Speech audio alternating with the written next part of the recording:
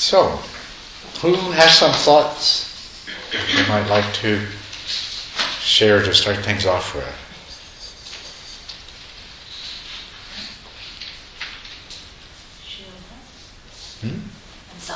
Some thoughts. I haven't. You were supposed to be thinking all day. Now's your chance.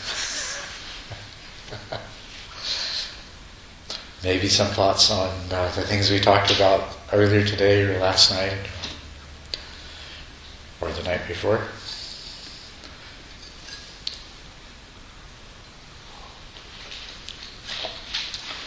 Yes? I don't know if this is a relevant question. You can ignore it if you like. In trying to see where the mind is, that's one of the meditation objects that I try to do. Mm-hmm. And it is extremely elusive. It's like chasing a ghost. Yes.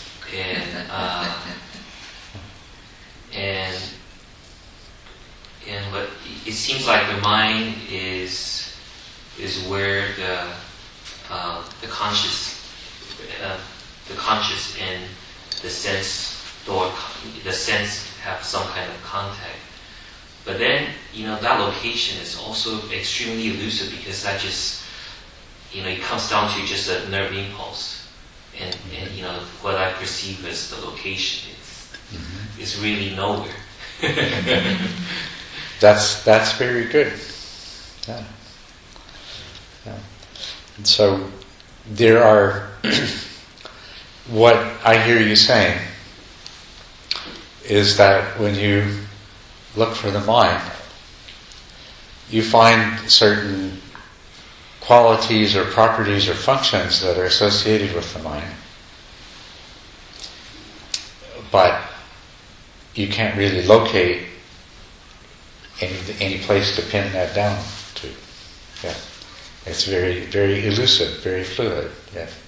Very fluid. It doesn't exist in any fixed point. Yeah.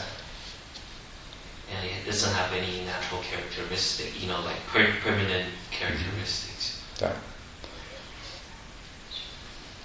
In any, well, yes, that's very good. In any given instant, the characteristics that are present are what? They're all changing. Huh? They're changing. Yeah, they're changing. That's true. Yeah, that's part of it. Yeah. Right. Yeah, and they are. What is the one constant in all of the exploration of mind you found so far? There's no constant. There's no constant. None at all?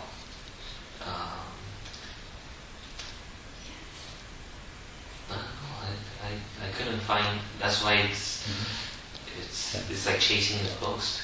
Yeah. Just when I thought, I kind of start to get an understanding of where it is at, and that's not it. Mm-hmm.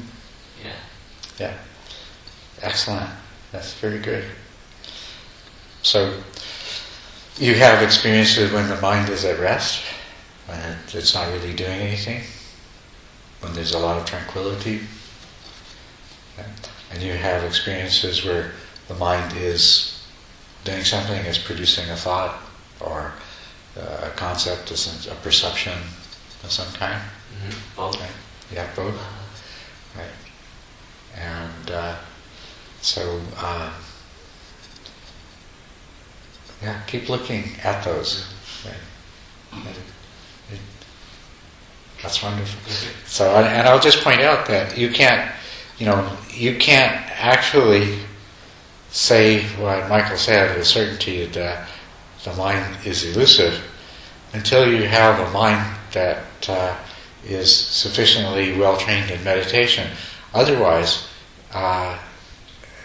you don't know whether it's the mind itself that's elusive or just the instability of your attention and all of the other distractions of every sort that are parading through your mind.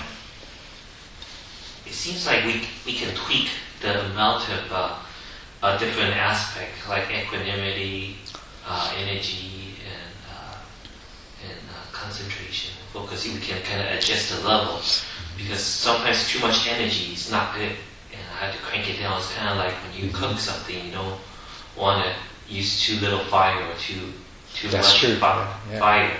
You have to tune it just right. That's right. And in the past, I didn't know how to tune it just right. Now I think I'm just kind of pinpoint what is a better amount of energy where I can do it. Good. Very good. Yes. Yes.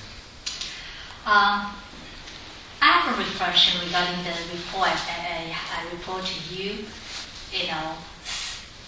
Watch the hummingbirds in front of my head, my eyes and that. And in addition, you talking about the not self, and talk about self is we identify. And I recall that instant feeling. I realized at that moment, even though I report, I don't get the exact insight, but now I'm getting clear that the self, in fact, is what I identify with. If I don't identify, I don't have self. For example, at that point, when a hummingbird just like fly in front of me and so close to me, be honest, at that moment, I don't feel like I'm a human being. I feel like I'm a flower or a tree. I'm more identified that way. So I get the sense is that, the self is pretty much the mental identification. And when the time I lost that identification, I just watch the birds itself, and I don't feel the self at all. So at that, my realization is that because at that time I cease all the identification, so I see the part. Yes. Okay. So now I'm more clear is that make the feeling of self is because I attach that identification. If I can separate that identification, then maybe easier for me to see the self in action. Yes, I think you're right. That's very good. You see, and that's one basis of insight into no self.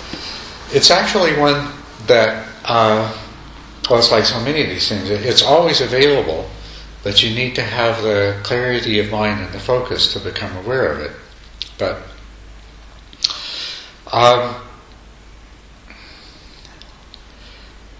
what Deborah is saying, and to put it in different words, is that she's realizing that the sense of self that she is so used to being identified with has become apparent that it is a mental formation, a concept, an idea, something that can be taken as an object of consciousness. You can be aware of your sense of self, and it seems very real, just as the other objects of your consciousness seem to you to be very real in spite of their emptiness. And this is true of the sense of self that we have. But the fact is that there are many moments where the sense of self is not there if you look for them, if you begin to realize. And what this tells you that's important, the insight that grows from this, is that if the self really were what it appears to be, it would always be present. And the fact that it may be present or may not be present, can be, but isn't, tells you something very, very important about it. It makes it really clear that it too is another mental formation that consciousness can take as object and have a perception of and attach to.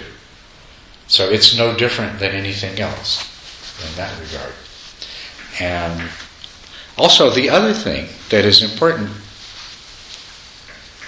it's subtle enough that it might not occur to you, but because of the reaction that our mind has to the idea, we're attached to self, and so the idea of loss of this self that we feel like we have and are attached to can seem like the most terrible thing that can happen. But to be fully, consciously aware of an experience in which there is no sense of self is to discover that it is, in fact, not a disaster at all. That's quite wonderful, quite liberating, really. Yeah? Is that what would you agree with that? The moment where there is no self, it's not a terrible thing at all. You're actually without a burden, and that's one of the ways it's described in the sutras is as a burden. And the ordinary person attached to their sense of self is described as the bearer of the burden. And it's wonderful when you discover that it's not something to fear, but it's a burden to be relieved of. I don't have a sense of a loss of self yet.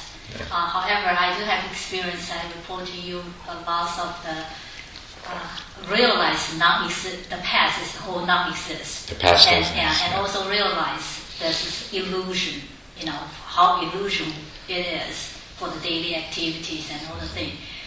But I just wondering, because when I go through that, I go through a bunch of emotion, and if I go through the other loss of self, gonna get into that, or I will pass over that. Well, no, the idea of the loss of self is disturbing and causes suffering only if you're still attached to the self. If you're still attached to the self, then it's very upsetting. Yeah, I guess my point is that I do agree with you. Is no disregard the dukkha I experience. I still feel that is very liberating. Mm-hmm. And that's worthy for all the dukkhas I go experience. Just hopefully I can also see how much I resist the dukkha, and hopefully next time when I experience, and I can accept the dukkha and do not push away. Yes.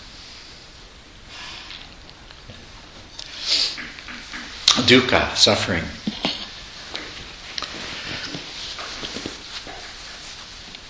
What is suffering? I mean, if you're suffering, what is happening? Is suffering? Suffering is an emotion, right? Yes. It's a feeling. Where does this particular, and it's only one emotion amongst many. Is that not true? It comes in different flavors. We have different flavors of suffering, but we have different flavors of other emotions as well. And I mean, seriously, ask yourself this question. Take a minute to reflect. Is there anything about suffering that sets it apart, in terms of its intrinsic nature and properties from other emotions?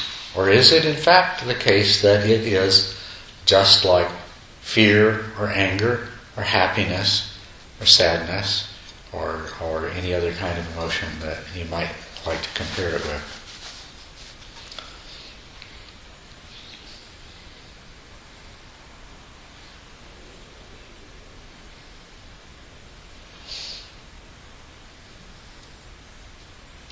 Can you ask a question? I'm sorry. As if just to be, I said that suffering is just one emotion amongst many, and it is not. And I'm asking the question to make sure that you agree with that it's one amongst many, not one that is different in some special way from all of the others. Yes, one of the many. One of the many. Everyone agree with that? Suffering arises in the mind, Yes. independently of any of the physical senses, the suffering itself. I mean, pain, of course, comes from physical senses, but we're talking about suffering, the emotion of suffering. Rises in the mind. It's not dependent upon any of the other five senses. It's known entirely to the mind.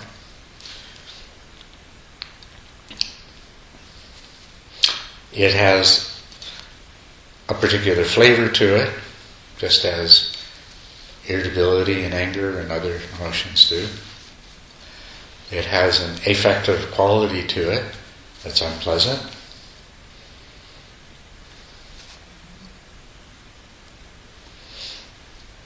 Actually, Deborah is talking about, and this morning we talked about fear of death. Mm-hmm. And actually, I have a lot of fear. Mm-hmm. For no reason whatever. I would wake up in a fearful state. Yes. But then if I realize, you can call that emptiness or non-self. Mm-hmm.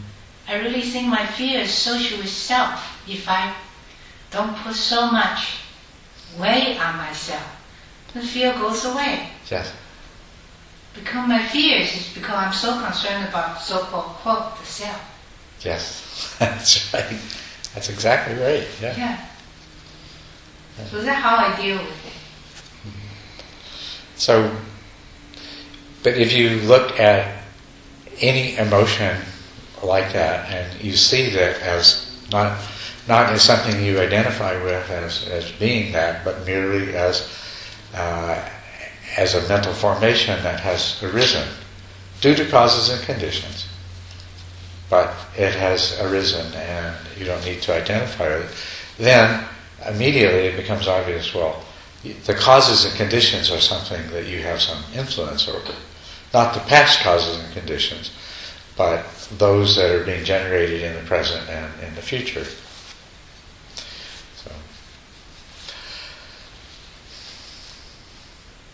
So the good thing, interesting about fear, okay, you have an emotion of fear, and fear can cause suffering, right? So there you have one emotion that can lead to another, and they're related. Fear is unpleasant. Suffering is unpleasant.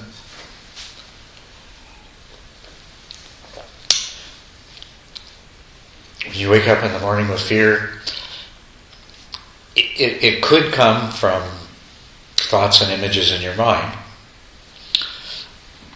But sometimes we have fear that seems to arise for no reason at all. It's just completely non-specific anxiety that we don't know why we feel. It's just there. The same thing too with suffering.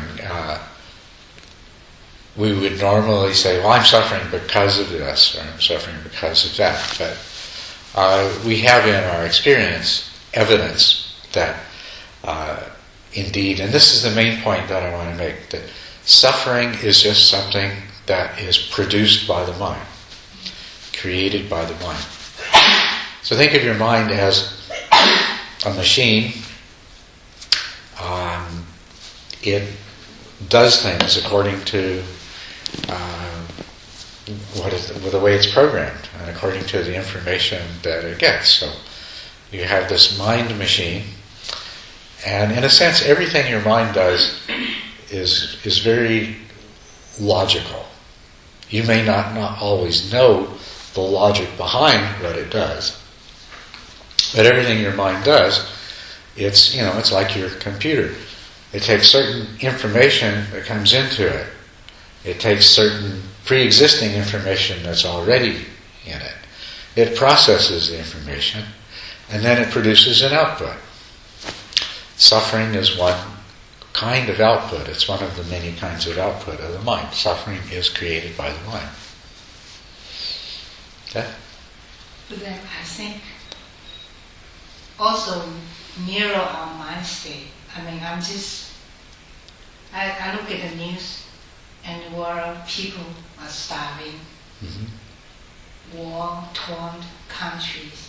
Yeah. And those are tremendous human suffering. Yes, there is. But then my neighbor, this very well-to-do rich lady, she's suffering because the tree was not trimmed according to her 2-inch, according to her standard. Right. And she complained to me, and she's suffering. Yes, So it's all up to you, that's whether right. you're suffering or not. And I see those very poor countries, those people can be very happy.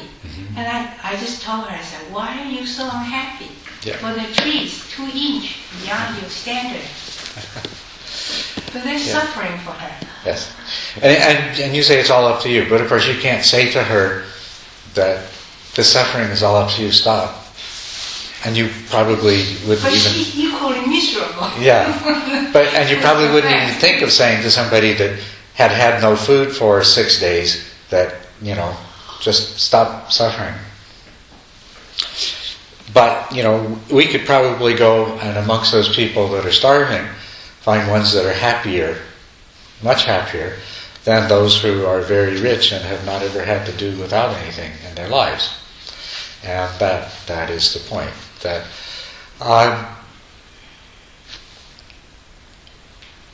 there is pain and there is distress to the body.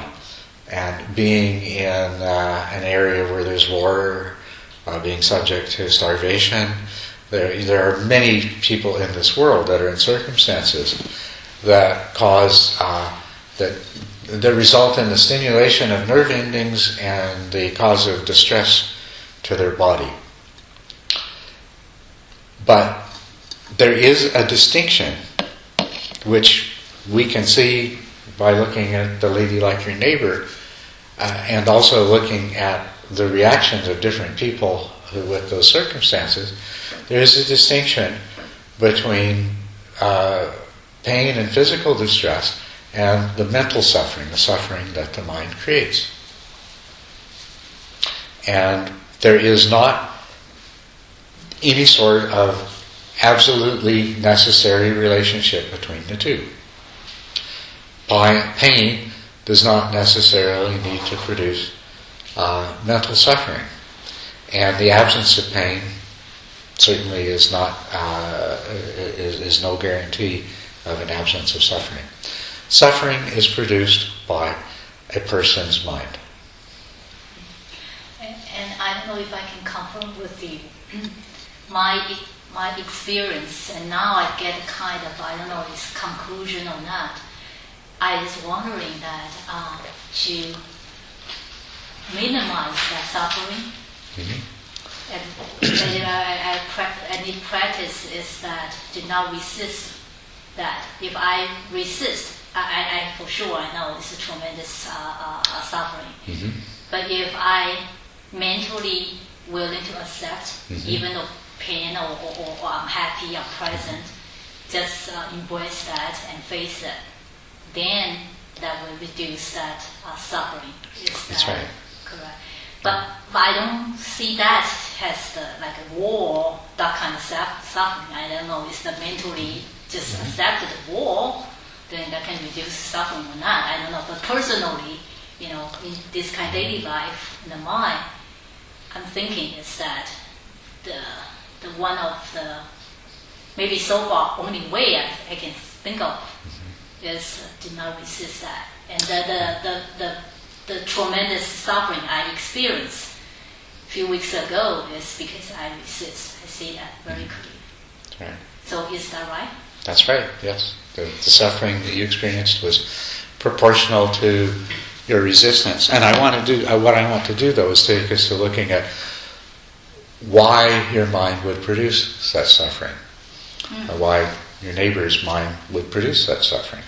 Why? Why do our minds do this? But in order to have a completely accurate discussion of this, we do have to take into account people who have physical pain due to cancer or rheumatoid arthritis, for example.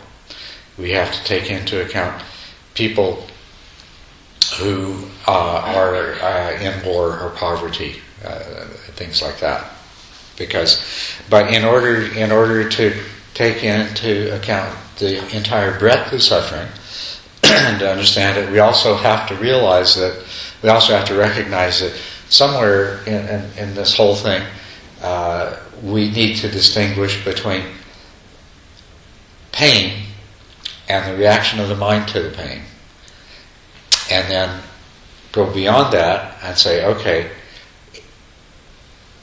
other kinds of things that aren't necessarily painful in the strict sense of the word, but the mind also produces suffering in response to that. So pain and suffering are two different things. This is something to be really clear on. Pain and suffering are two different things. And they are sometimes related, but they are not always related. And we can easily identify that there are many circumstances where there is suffering and there is no pain. We can also identify, but it's not so common, so we have to reflect a little bit to be about sure of this, but are there indeed circumstances where there is pain, but little or no suffering?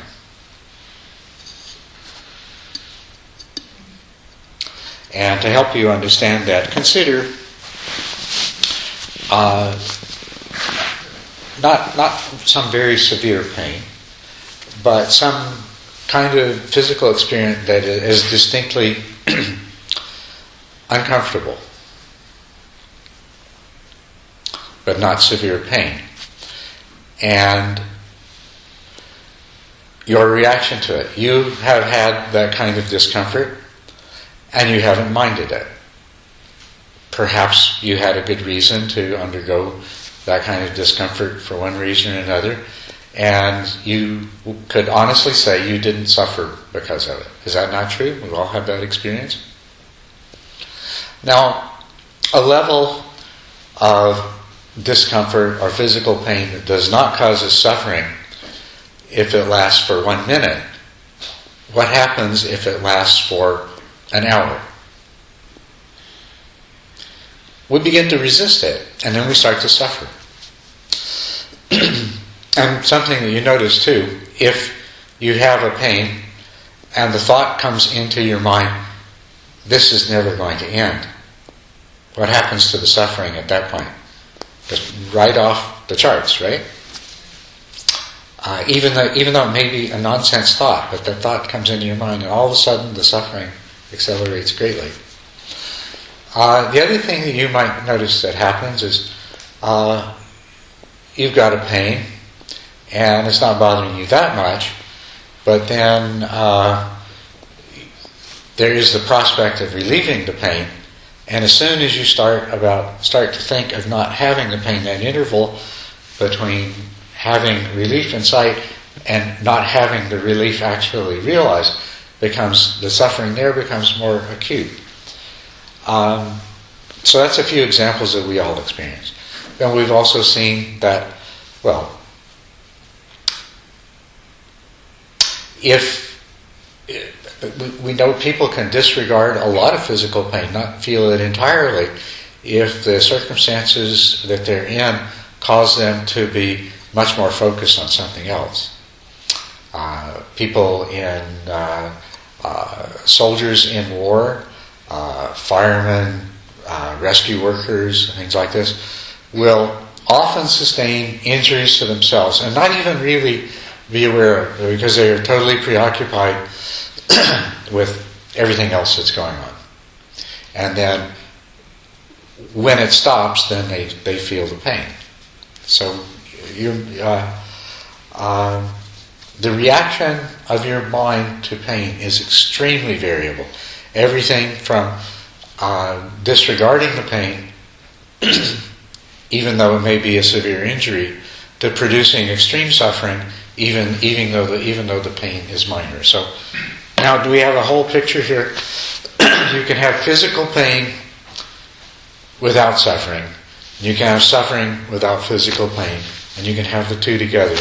But the suffering and the pain really are different, even though there is some connection between them.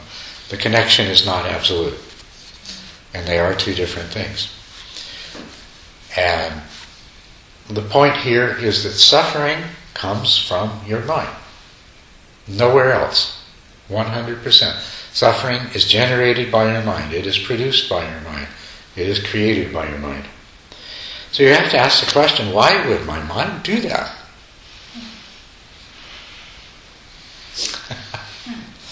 Yes? After lunch, I went to the backyard and to do some walking.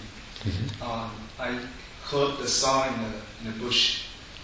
So I tried to squat down and to check out what's in the bush. And I think it's a lizard.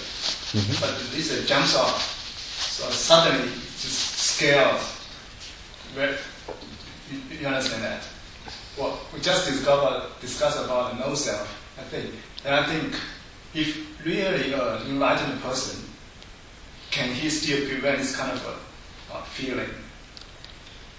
For arahants, a tiger jump out on the wall, on the road. So this kind of fear it's a self-protect behavior. So it's a psychological factor can be removed or can be which? Can be removed. Can be removed by realizing by enlightenment. Yes, it can. Now we have reflexes. You have a simple reflex, like if you hit the tendon at your knee, your foot kicks out. A very simple reflex. It actually doesn't go past your knee. That's it goes past. It doesn't go past your spinal cord. Nerve impulse goes up here and sends nerve impulse back, and your foot kicks out. Has nothing to do with your brain, and it's definitely nothing to do with your mind. We have many more complex reflexes. One example of reflex is that if I'm looking at Scott and there's a sharp noise over here, my eyes are reflexively going to move towards the sound. Reflexes don't disappear. Becoming enlightened isn't going to change reflexes. And a Buddha that touches a hot pot, is going to, his hand's going to jerk back. Unless he does it on purpose and doesn't intend to have it jerk back. Unless what? Unless he knows it's hot and doesn't want to have that reflex, then he can suppress it. But so can you, right? You can touch something hot if you do it deliberately. We have not all reflexes can we suppress, but some reflexes we can repress. And then there are instinctive reactions. To be startled is an instinctive reaction. It would be more difficult to startle a Buddha because a Buddha has a higher level of mindful awareness and is going to be more difficult to startle. But that kind of reflex reaction that is built into our nervous system of jumping back when something surprising happens, this is not actually originating in mind, as we would say it. This is really a function of the body, and the center of the reflex may be in the brain or maybe in the spinal cord, and it may be a simple reflex or it may be a very complex reflex, but it is to do with the body, not the mind. And so the enlightenment of the mind will give a Buddha will cause a Buddha to react to certain kinds of circumstances in different ways and have different degrees of control over them. But it's not about changing the way the body functions, right? Yes? But there's a fear. Now the emotion of fear, if you're startled and you jump back, that's a reflex. The emotion of fear that comes up, that's generated by the mind. And that too is part of what's programmed into us, but that's something that doesn't have to be there. You can change the program. Greed is something that's programmed into us. And aversion is programmed into us. We're born with a nervous system that predisposes us to crave that which is pleasurable and to seek to avoid that which is unpleasant. But if there is any point to this practice at all, it is that these, although these are born into us, these programmed responses can be changed. And fear falls into that category as well. So that amongst the changes that would take place in the mind of a Buddha would be those that would generate the emotion of fear in response to being startled by a sound or a sudden movement. You see what I'm saying? But that doesn't mean that you might not see a Buddha jump back when they're startled. But that doesn't necessarily mean there's fear. And likewise, when his cousin Devadatta tried to kill the Buddha by rolling a stone down the mountain, and what happened is it hit another rock, which kept it from hitting the Buddha, but it split off and there was a sharp piece that lacerated his foot. And according to the sutras, it must have become infected because it was very painful for some period of a couple of weeks. So the Buddha's body still experiences pain, but the Buddha doesn't need to experience the suffering that we're talking about in response to the pain. And this is really the distinction we're trying to get down to, is recognizing that the suffering that's produced by the mind is something that is different from and can be affected differently than the things of the body. Yes? In the literature, there are some meditation practice like go to the forest or go to the tomb, the cemetery to practice meditation. I'm just wondering, is that practical? Because if I go to forest, I know maybe there's a snake, there's animals, and I close the eyes, I don't think I can settle my mind now. So what's the purpose for that? It's just conquer the fear or what? It's actually a method that's used to help people to develop concentration and awareness, is to go and meditate in the forest where there's dangerous animals. And very effective, I gather. I haven't tried it myself. Well, what's the difference between meditating in the middle of the night down here all day in the forest? It's just as dangerous. But the thing is that in the night we'll have to work even harder to overcome the distractions that our mind produces. So we should go to downtown all day and meditate in the middle of the night with homeless people roaming around, counting people on drugs. Although there is, like if somebody said that there were two tigers known to be man-eating tigers, and maybe one of them had rabies, and they always came by this particular pond to drink every night, it would be absolute foolishness to suggest that you go and meditate by that pond.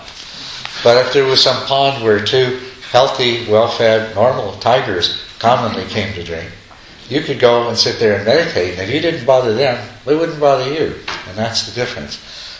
Somehow I feel like there's certain parts of LA that would be more like where the rabid tigers are. I mean, it would be an invitation for somebody, like having a big sign, please come mug me. Slice my ears off. I have great wealth on my body, you may have to cut me apart to find it.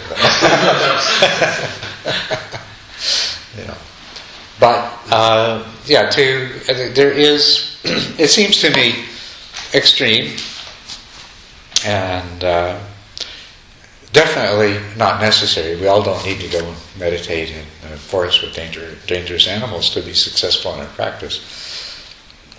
But that is the idea of that. It's just put yourself in a situation where the distractions, particularly those produced by your mind, are greatly amplified. But presumably you would do it with sufficient sense that you don't put yourself in a situation you're seriously risking destruction of your life. Yeah. We talk about all these pain, the suffering, and we wanted to eliminate the resistance by practicing our mindful awareness, and hoping that we practice enough to attain the wisdom and get to the enlightenment. To me, it seems that in the equanimity, it's not just we try to eliminate everything. For example, in our daily lives, let's say,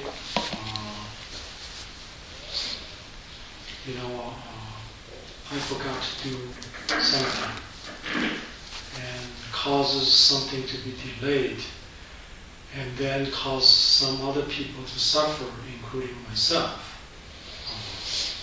But I could choose that I don't really care, and let the other people suffer, or let myself is not suffering. But I don't think that's the wisdom that we should be considered. No, not at all. So as far as the equanimity, and obviously we're looking at the moment that when it's happened, and all these karma and the previous reaction that we took to causes basically maybe the pain and suffering to occur. So what prevent us to eliminate or even decrease the suffering on that scenario, I guess. Well, that's what I'm trying to get to here, asking you the question: why do our minds create the suffering? There are a number of things we can do about suffering. One of which, immediately, that you can learn to do is just to the degree that you stop resisting pain, you can reduce the amount of suffering you experience as a result of that pain. Also, when you have mental suffering that is due to other things, if to the degree, and this is not something that's easy to do, but the degree to which you can resist the reality that you're suffering in reaction to, overcome the resistance to that reality, you can reduce the suffering.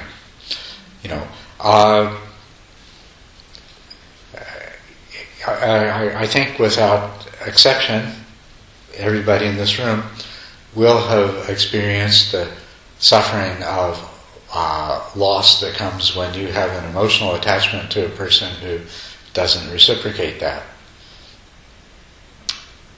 Right? You know what I'm talking about?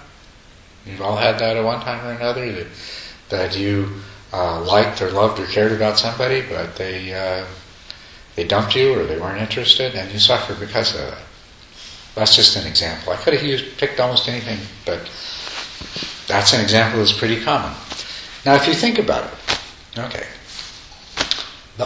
you can suffer terribly about this. Some people, they'll lose weight, they won't go to work or school, they'll be terribly upset, they'll feel like their life should... Some people even try to commit suicide over something like this. Yeah? But you look at it, and there's how many billion people in the world? And half of them are the opposite sex, and a huge proportion of them are about the right age, and there's probably a lot of them that were a whole lot more attractive in one way or another. It's totally, totally illogical, but there's all this suffering. The fact is that, I wanted to be with this person, and this person doesn't want to be with me. And if I can accept that, which eventually I will, there's no more suffering. And I'm happy again. And I'll meet somebody else. But, this is true of so much. So one of the immediate things we can do about suffering is learn to understand the mathematics of it, that the more resistance, the more suffering there is. That's one thing. The second thing that we can do has to do with karma. And this is very important. And that is to understand how we generate the karma for suffering. Now, karma means causality, and there's different ways in which we can use this term. But let's use it in just a very general and very simple sense, that all of our intentions, thoughts, speech, and action produce various kinds of consequences. I'm not talking about anything that is mysterious or difficult to understand. It produces obvious consequences. We do things, and there are ramifications. They say that when a butterfly flaps its wings in Hong Kong, it can cause a thunderstorm in London. You cannot perform any action that doesn't have consequences. Right? Speech. Speech has consequences. And how often have you said something and you had no idea the impact that it was going to have on somebody else or the way it's come back to you? Speech has consequences. Your thoughts and intention, even if they don't lead to any overt speech or action, they condition your mind. And so the suffering that you experience in your life is obviously going to be a result of karma in this sense. Things are going to happen to you that you committed actions which played a significant role in causing these things to happen to you. Or you said things. The other thing too, though, is that in your thoughts and intentions, you're creating the programming in your mind that is going to cause your mind to function in a particular way, which has something to do with the things that you do, and it also has more directly to do with the way that you perceive the circumstances you find yourself in. It can be direct. You can condition yourself to be very sensitive and therefore experience a lot of suffering. Or it can be indirect.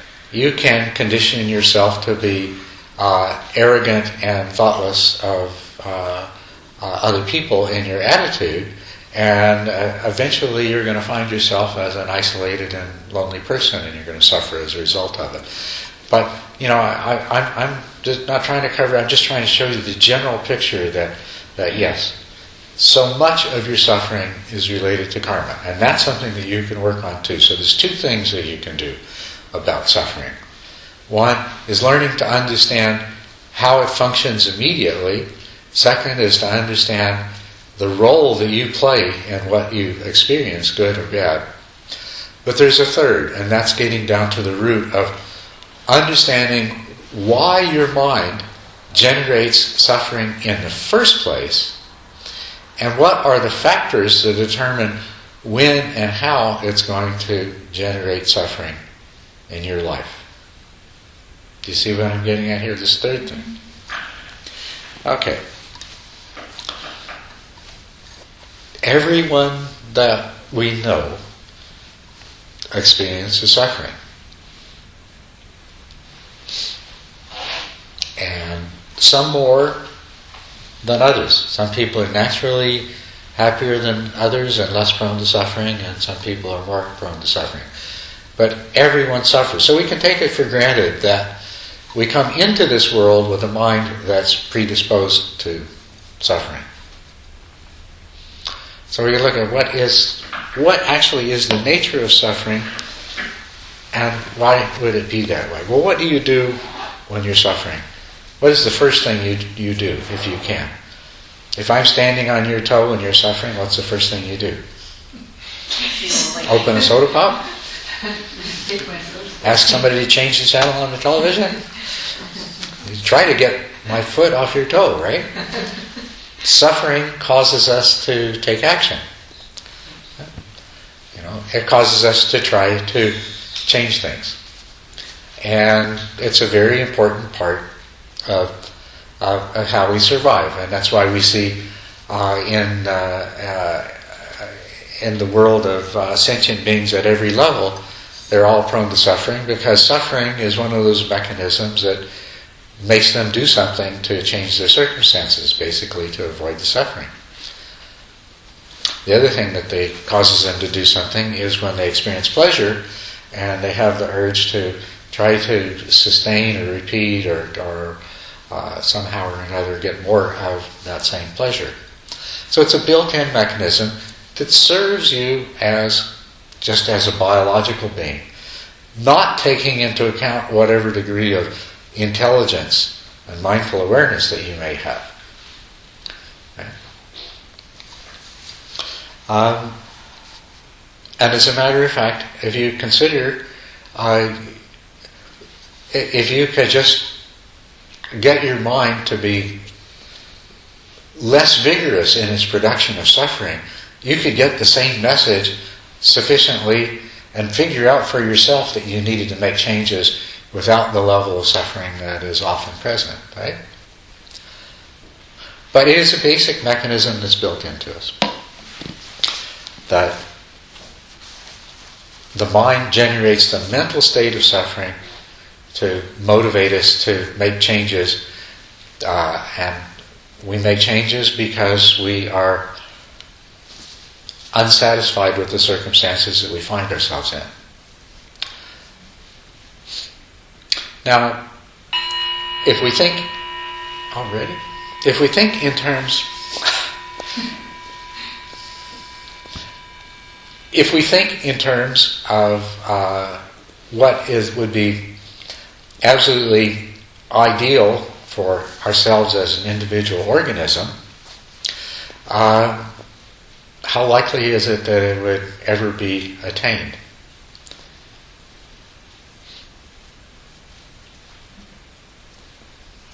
I mean, is from just this very simplistic point of view, things could always be better, couldn't they, in some way? And not only that, it is the nature of the world. It's filled with other beings that are trying to do the same thing, and limited resources and everything else. So basically we're in a situation where we're always going to be dissatisfied. And so our mind's always going to be generating suffering to try to, in one way or another, improve the circumstances of you as an independent, separate entity from all of the rest. You might recognize a familiar theme starting to arise in this, right? So, any biological organism, any assemblage of cells and tissues, any assemblage of the four elements that has sentience, in order to succeed and grow and prosper and reproduce itself, is going to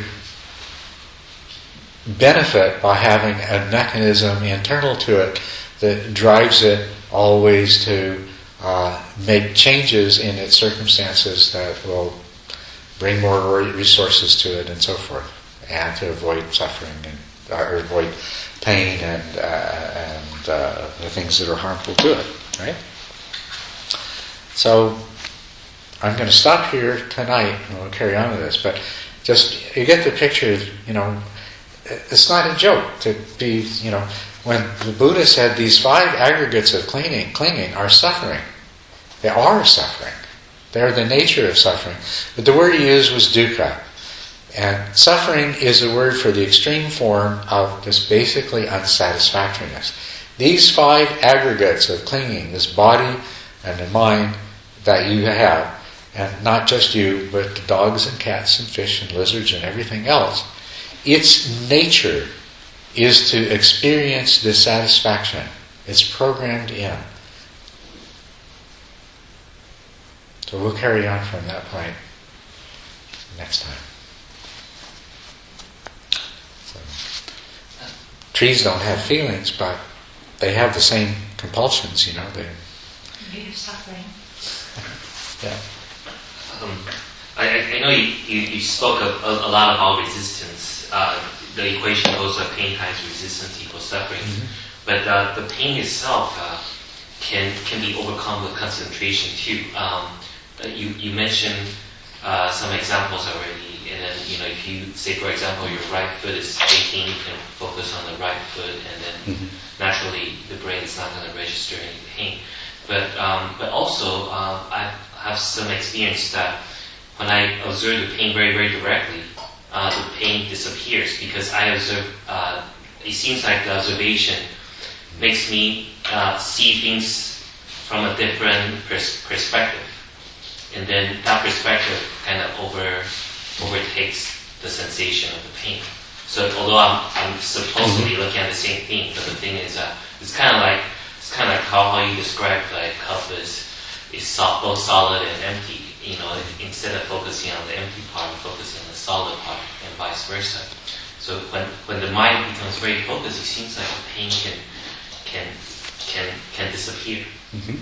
So of course, the best way is to eliminate the resistance, but before somebody gets there, I guess to eliminate pain, they can practice concentration as well. Yes. Well, concentration is a way to overcome the resistance. Yes. Right. Yeah. So basically, where we're going to continue with this is what are the things that we can do to use all three strategies to deal with suffering. But the most important one is coming to understand how it is that our minds are programmed to produce suffering. And if we can change that programming in our minds, we will be completely free from suffering. Yes. Then we don't need, it's no longer a question of not resisting anymore. Yeah. And it's no longer a question of worrying about the karmic propensities that we generate, but we change the mechanism that causes suffering internally. Well, it seems like when we're meditating, we're already conditioning the mind to replace the faulty program with a better program. That's right. Because we know that resistance in our practice, all those resistance, all those clinging clearly causes more suffering, and letting go of that is clearly the way to happiness, and so the mind naturally gets reconditioned. So it doesn't even require like a one aha moment. Gradually, the mind is getting reprogrammed already. It is already. That's true. Yes. Okay. But there's more that can be done too. Right. Yeah. So. Right. And that's about this Buddha Dharma. It's good in the beginning, it's good in the middle, and it's good in the end. From the very beginning, it produces positive results and benefits. And then as you progress, those just amplify and amplify. But when you reach the final goal, then all the problems are solved once and for all. So it's good in the beginning, it's good in the middle, and it's good in the end. So, yes? So the person gets enlightenment, is still falling in love something or somebody? Takes a lot of delusion to do that, doesn't it? So when somebody becomes enlightened, then they are completely free of the desires that underlie the kind of love that we call falling in love. But what happens is that they continue to act out of love, out of unselfish and unconditioned love, and they have an infinite supply of it. The reason I ask you, because one guy, everybody said he got enlightened, and the girl fell in love with him. And then he said, okay, you can date with me, but you cannot fall in love with me. Once you fall in love with me, and you cannot see me anymore. And one day, he really died. And the girl got crazy. I just wonder, it's not there, because he knows there are no self. He knows just like play a movie. But the girl doesn't. Mm-hmm. How this one works? Well, it doesn't sound to me like he No. was acting fully out of compassion there in a fully enlightened way. So, yeah.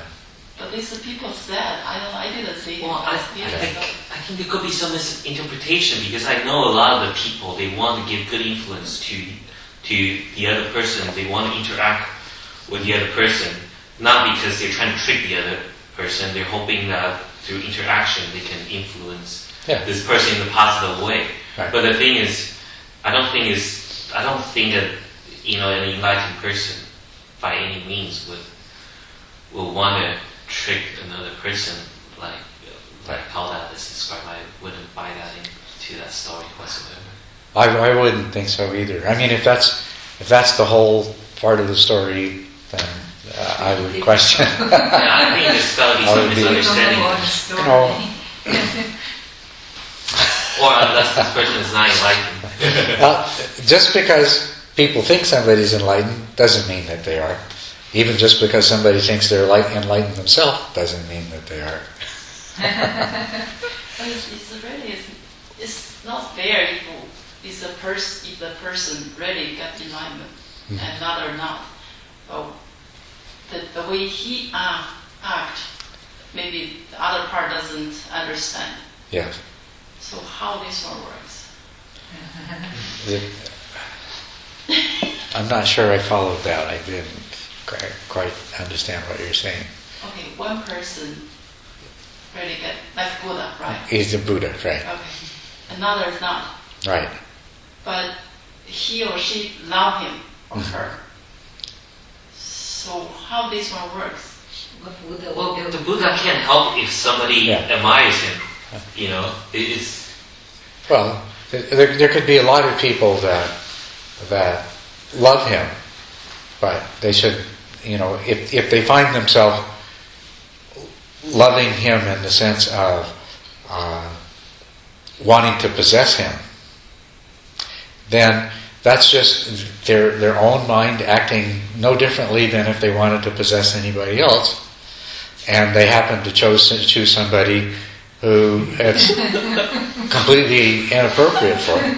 So I mean, what's the difference between that and somebody decides that they fall in love with a famous movie star that is never going to give them, or in love with a gay person, this or person a gay is not person. going to switch for her. Maybe that's a good example. Yeah, maybe that's a good example. But you see what I mean? That's coming entirely from that person. But the Buddha, the enlightened person, should absolutely do anything that's in their power to help that person to let go of that attachment, because it only is going to cause them suffering. Or if they're very skillful, because they have that attachment, help them to overcome it in such a way that they're not just overcoming that attachment, but they understand the nature of that kind of attachment entirely, so that they are spared for the rest of their existence from this sort of unhappy situation. Yeah. That's what a Buddha would do, I think. It's called skillful means. When a Buddha sees that somebody is suffering because they have a wrong understanding or a wrong view, which actually the world is full of people that are suffering because they have wrong views. But so when the Buddha focuses his attention on any one of them, his primary concern is to do whatever he can to help that person to alter their view that is the cause of their suffering. And that's called skillful means. The Buddha any person with any degree of wisdom should always be practicing skillful means to help others to overcome the views that they hold that cause their suffering.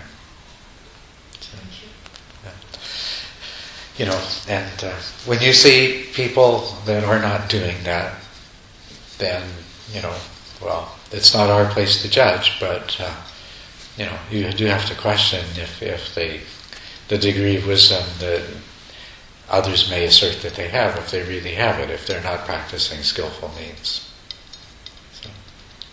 This is story in the sutra on it. Which one are you thinking? I'm thinking about Anna was trying to ask the lower class in India, a woman, Sudra, for water in the well. And she said, Venerable, that I'm a very lowly class. Because Indians, they have 5 classes. The lowly class cannot talk to the other class. So I'm the lowest class, and you are a higher class, and you should not drink my water. And Anna said, I'm not asking for your class, I'm asking for water to drink. So he drank the water from her. And she thinks she fell in love with Anna. So she went to the Buddha and said, I saw this monk, Anna, and your disciples, and I'm falling in love with him, and I want you allow him to marry me. So Buddha turned around, give him a lecture. So she became enlightened. Much better, yeah.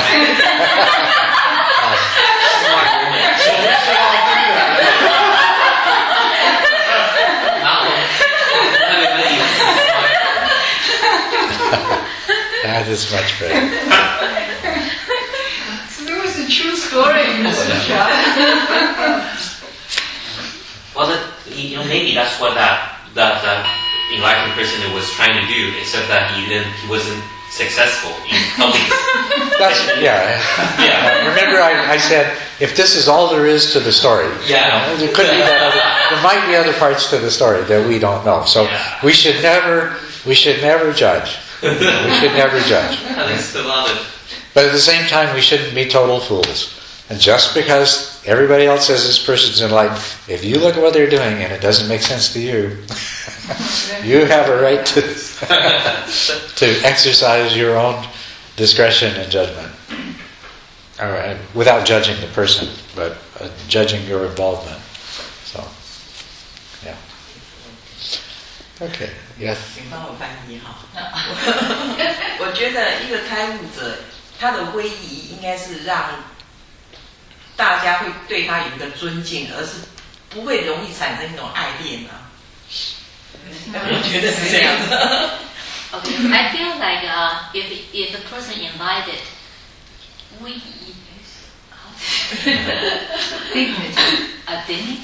dignified.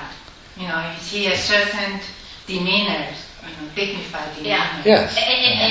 And my statement is that if that really invited people, it won't cause the people fall in love with this invited person.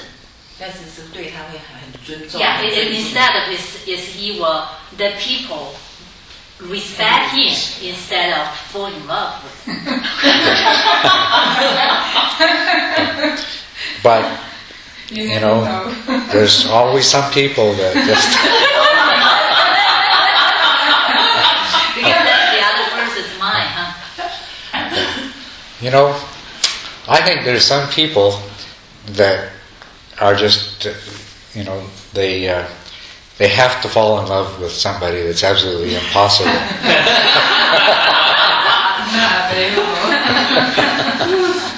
It's only when that other person is totally unavailable that they're even interested. So, anyway, this was a good discussion. Let's end it here, and let's take about a 10-minute break.